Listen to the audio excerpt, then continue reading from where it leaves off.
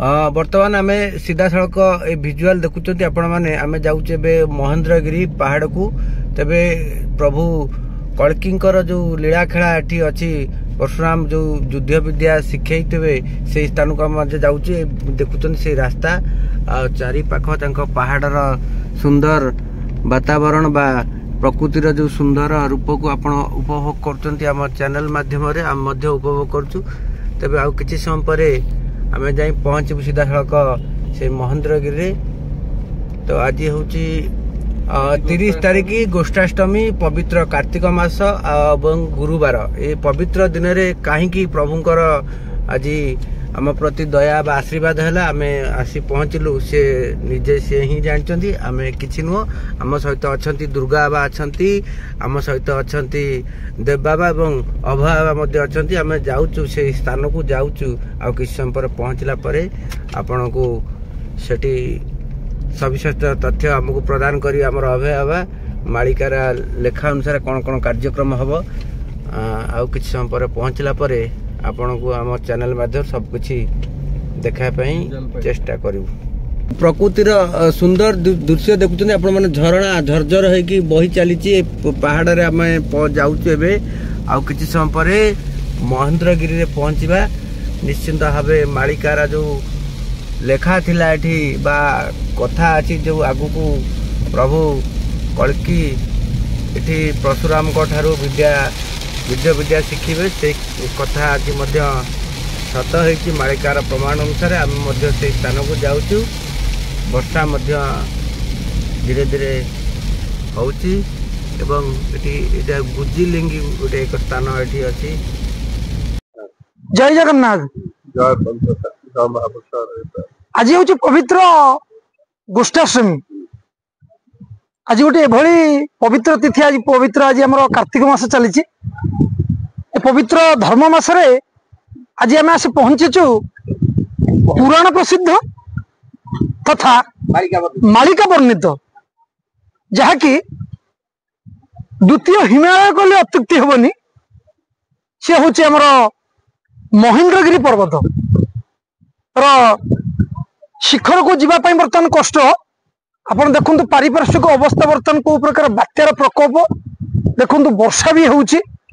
बर्तमान जो गार्ड अच्छा आमको से ऊपर को छाड़ूना किंतु जहा ये पवित्र पीठे आसी पहुंचलु से हूँ गर्व गौरवर कथा आम सहित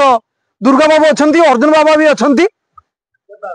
बाबा भी आम सहित अच्छा तेणु अहोभाग्य जहा ये पवित्र माटी आसी आम पवित्र पीठे आसी पहुंचलु तेणु ये जो पवित्र पीठ जहाँकि पुराण वर्णित ये हूँ त्रेतया युग आ द्वापर युग सहित संपर्क अच्छी ये पवित्र पीठ को भगवान विष्णुंकर जो परशुराम अवतार होते सी पवित्र पीठ को आसी अद्यावधि भी से पवित्र पीठरे अच्छा ए पवित्र पीठ को द्वापर युगे भगवान कृष्णंकर जी बड़ भाई बलदेव सी पवित्र पीठ को आसी भगवान परशुराम को दर्शन करते जहाँकि भागवतर दशम स्कंदर द्वारिका लीलार 85 अध्याय अति सुंदर भाव वर्णना कर पवित्र पीठ संपर्क और ये पवित्र पीठ द्वापर युगर माँ कुंती युधिष्ठिर महाप्रभु भीम ये 5 भाई ये पवित्र पीठ को आसी प्रमाण रही जहाँकि अति बड़ी जगन्नाथ दास तांकर ओडिया भागवत सुंदर भाव वर्णना करचंती जो केमिति महेंद्रगिरी को भगवान शंकर्षण बलराम ए पीठ को आसी जहाँकि महापुरुष जगन्नाथ दास अति बड़ी सुंदर भाव वर्णना करचंती जे पिंड उद्धरी पितृगण तहु चलिले तोष मन तहु केते दिन चली गंगा सागर जाई मिली स्नान शारीर काम पाल चलिले महेंद्र अचल ए पवित्र पीठ को भगवान शंकर्षण बलराम एठिक आसी तही देखिले परशुराम जे जोगी जने शुद्ध धाम ताहांकु करी नमस्कार गमन कले हलधर। ये हूँ से पवित्र स्थान जहाँकि महेंद्रगिरी ये पवित्र पीठ को द्वापर जुगे भगवान कृष्णंकर जी बड़ भाई बलदेव ये पवित्र पीठ को आसी चिरंजीवी आम भगवान परशुराम तांको दर्शन करी से यात्रा आरंभ ये हूँ पौराणिक मत आ पवित्र पीठ में जहाँकि कुंती मंदिर आमर पंचु पांडवों मंदिर पर्वतर शिखर अवस्थित। गोटे बड़ कथा हूँ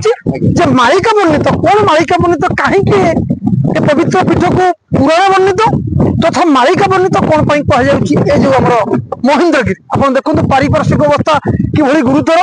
कथा भी पार्टी बाहर कहीं बर्तमान प्रकृति प्रकोप ये तथापि ये पवित्र पीठ जेहेतु आस मालिका अनुजाई महापुरुष वर्णना कर गुप्त खेद मालिका गुप्त खेद मालिका जहाँकि प्रमाण कहते महापुरुष अच्युतानंद दास गोस्वामी परम भक्त रामदास को कहते ए अच्युत कहती हर से शुण भक्त राम कली रे अवतार हेबे प्रभु कलकी राम। रामदास को कहते अच्युत कहती हर से शुण भक्त राम कली रे अवतार हेबे प्रभु कलकी राम। अर्थात कलिजुग जो अवतार ने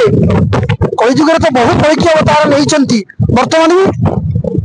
लीला कर महापुरुष अच्युतानंद दास गोस्वामी गुप्त खेदर केड़े सुंदर भाव में लिखुंट जे कल्की राम रूप में गोटे कल्की अवतार आसवे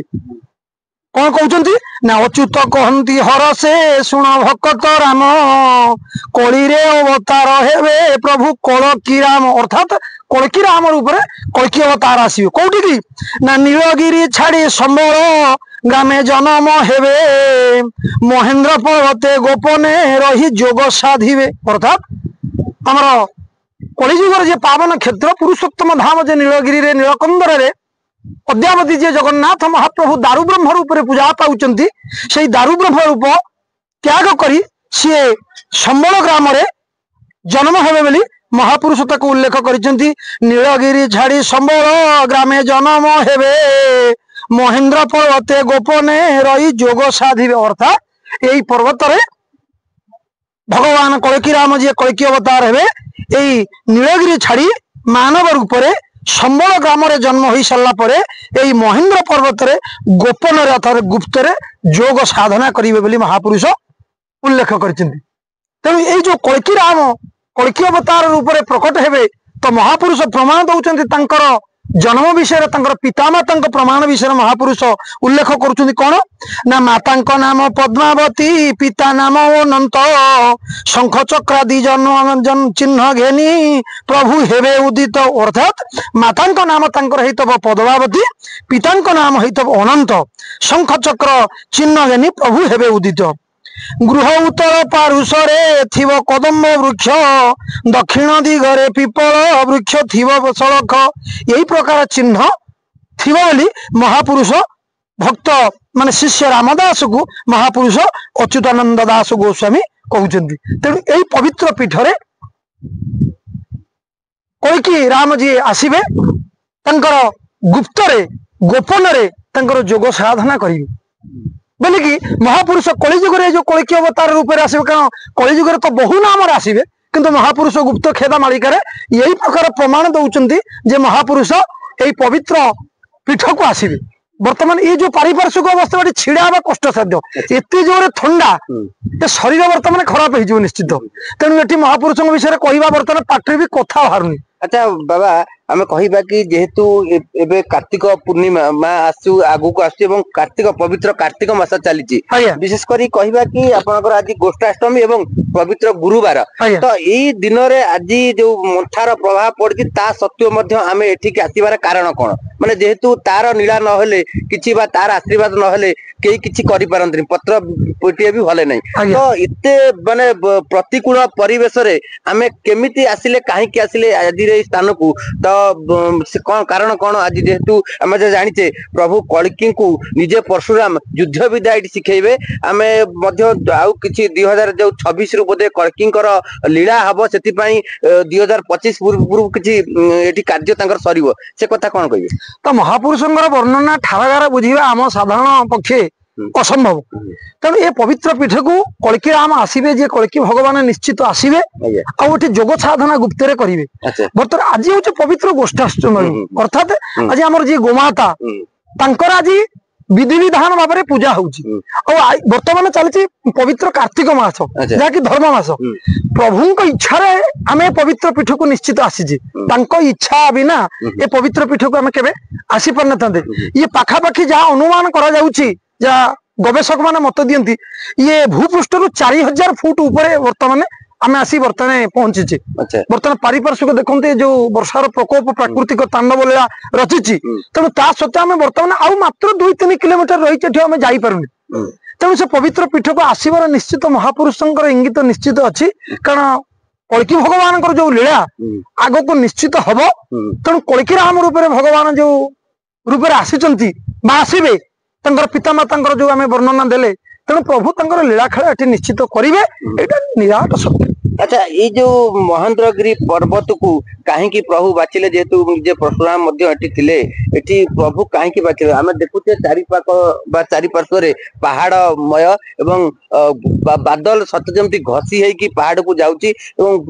धुआं मय भाया दृश्य होची ये कथा को नहीं कौन कहे आगे देखु ये जे आजिकाली का पहाड़ ये बर्तमान आजिकाली का पवित्र पीठ नुह ये बर्तमान जहाँ पुराण वर्णित जहाँ की भगवान विष्णुंकर जो परशुराम अवतार होते सी ए पवित्र पीठ को जेहेतु आसिक अच्छा बर्तमान जो लीलाखेला बर्तमान जो तपस्यारत थे तेणु पीठ पवित्र तापर भी द्वापर जुगे भगवान कृष्णंकर जी बड़ भाई साक्षात हलधर हलपाणी बलराम ये पवित्र पीठ को भी आसी ये पवित्र पीठ को त्रेतया द्वापर बहुत साधु सत मान आगमन ये पवित्र सिद्धिपीठ सिद्धपीठ पवित्र पीठ तेणु ये पवित्र पीठे जेहेतु त्रेतयार लीला द्वापर लीला कलिजुग जेहेतु कल्की अवतार कल्की भगवान कल्की राम रूप आसवे तेणु लीला खेला हवाटा सत्य तेणु महापुरुष 500 वर्ष पूर्व अच्युतानंद दास गोस्वामी गुप्त खेदर लिखिदे ये आसी कल्की राम जी साधना करेंगे तेणु लीला खेला निश्चित हम कलिजुग त्रेतयार द्वापर कलिजुग हम निश्चित महापुरुषंकर वर्णना अनुଯାयी कल्की भगवान लीला करेंगे तो निश्चित भाव में शुणुले अभय बाकर जो मंत्र जो मालिका लेखा कथा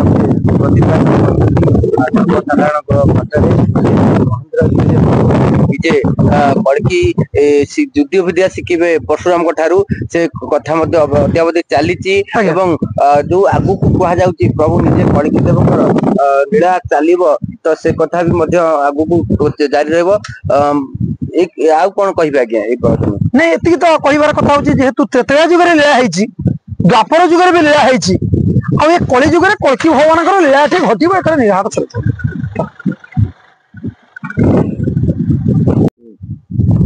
बर्तमान आम जो पहुंचीचु ये हूँ से पुराण वर्णित तथा मालिका वर्णित जहाँकि महेंद्रगिरी पूरा ठीक पाद देश अच्छु बर्तमान पारिपार्श्विक अवस्था ठीक नहीं बर्तमान वर्षा पवनर जो तीव्रता ये लक्ष्य करी बर्तमान प्रशासन जी फॉरेस्ट डिपार्टमेंट अच्छा से कहते बर्तमान भीतर को प्रवेश निषेध रास्तार भी पथर अतड़ा खसी तेणु विपज्जनक तेणु आम बारंबार अनुरोध कला से पीठ को छाड़ा चाहूना तेणु आम बर्तमान से पाद देश ही आम अच्छु जहाँकि मालिका वर्णित तथा पुराण वर्णित महेंद्रगिरी पर्वत। अच्छा जो कल्की देवकर जो लीला हम प्रभु निजे आसवे ऑलरेडी आसिक लीला करुचंती ना करिबे ना करि सारले नहीं प्रभु ए पवित्र पीठ को आसवे कल्की राम रूप जो कल्की भगवान आविर्भाव हेबे महापुरुष उल्लेख कर बहु कल्की अवतार आसवे तन्मध्य महापुरुष लिखुं ना कल्की राम जे कल्की राम स्वयं ए पवित्र पीठ को आसवे साधना एठी योग साधना करेंगे बोली महापुरुष मालिकार वर्णना कर ना कल्की राम आसवे निश्चित महापुरुष अच्छा बर्तमान पूर्व त्रेतया जुगे जी बर्तमान चिरंजीवी भगवान परशुराम विष्णुंकर जो अवतार जी परशुराम এই পবিত্র পীঠରେ ସେ ସାକ୍ଷାତ ଅଛନ୍ତି ତେଣୁ ତାଙ୍କ ସହିତ ଭେଟ କରିବା ସହିତ ସିଏ ଏଠି ସାଧନା କରିବେ ତା ସହିତ ବିଦ୍ୟା ଶିକ୍ଷା କରିବେ।